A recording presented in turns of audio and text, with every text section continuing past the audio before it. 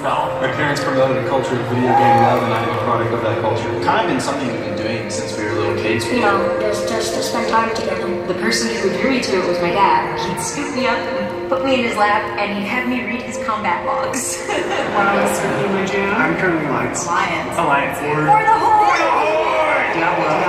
StarCraft was kind of the thing we could get into. It's our Super Bowl. I'm a Grandmaster player in Heroes of the Storm. So I started playing Hearthstone, and then it was like I was pulling over my car to play a match in Hearthstone. He's the first one who played Overwatch. It's true. Everybody has a story around the game. Without Blizzard, my whole high school experience would be completely different. I made friends for life playing StarCraft 2. We met in World of Warcraft. Playing Heroes of the Storm professionally has really been a life-changing experience for me. I first started playing Blizzard games in the Navy. You know, it was a good way of just kind of unwinding. Games defined me almost entirely. Tauren Bear Druid for life. My only tattoo is on my right arm right here. It doesn't matter who you are, what you look like. A Blizzard gamer could look like anything, anyone. I don't date bronze players.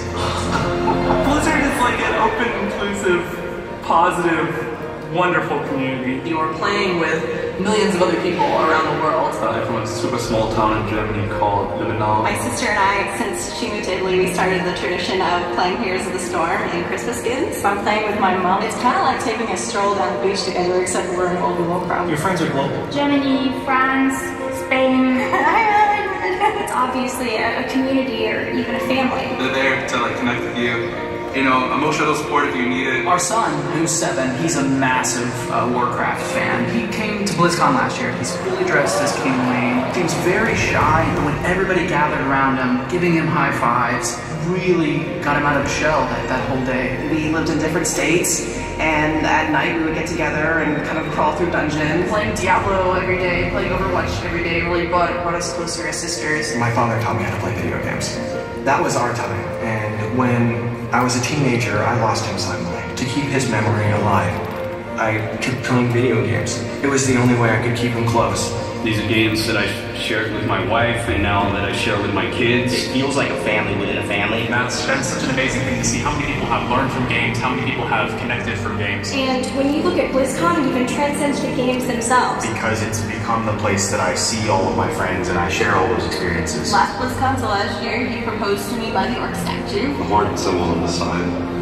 And I said yes. A couple that plays together, a couple that stays together. This year will be my first time attending BlizzCon. You will bleed Blizzard blue for the rest of your life. When you see someone who is another Overwatch cosplayer or something like that, it's like, oh. It gives me the opportunity to be a little wilder than I normally would be. It brings together a wide range of people that you normally wouldn't see together. Like a big-ass family. Blizzard is friends. Friendship. Community. Generations. Blizzard brings people together. Together. Family. It's such a family thing for us. There's always people that are as excited and passionate about it as you are. The connections that you make in the Blizzard community are lifelong connections. And they always will be there. Games and people together. It's awesome to feel like you're really part of a huge community. You really do feel like you belong.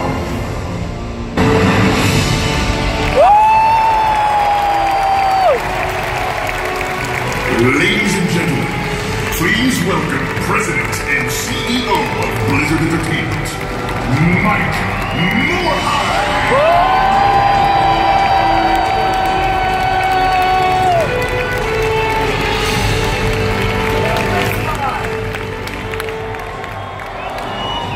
Is the Alliance here?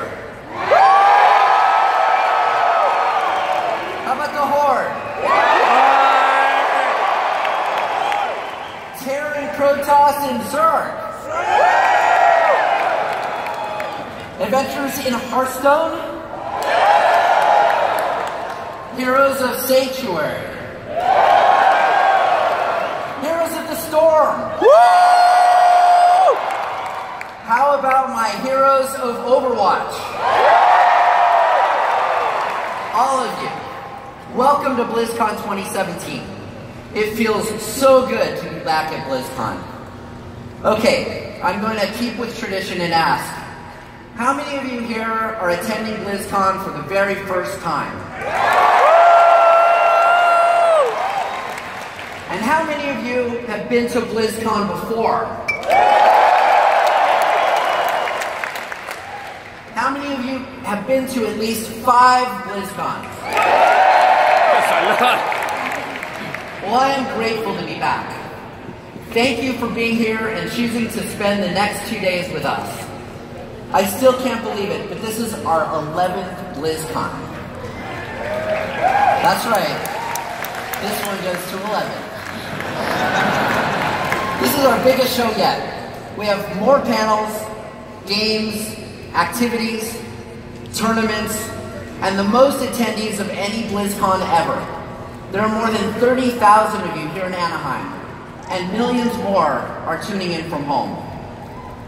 Once again, we've taken over the entire convention center. There is even a brand new building, and we've taken over that as well. In fact, some of you are watching the opening ceremony from there. Let's give them a big shout. Hello.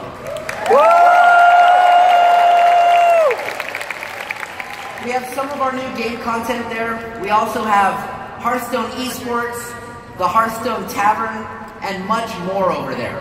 Just head towards Hall A, go upstairs, and you'll see the signs. You really have to check it out. So, we have changed up the opening ceremony. Many of you are here with me in Hall D, but thousands of you are watching from across the convention center, in the arena, and as I mentioned, in the new building. In addition to this stage, we will have developers join in and showcase their announcements from a few different stages across the convention center. So we're trying something new this year. Let's hope it works.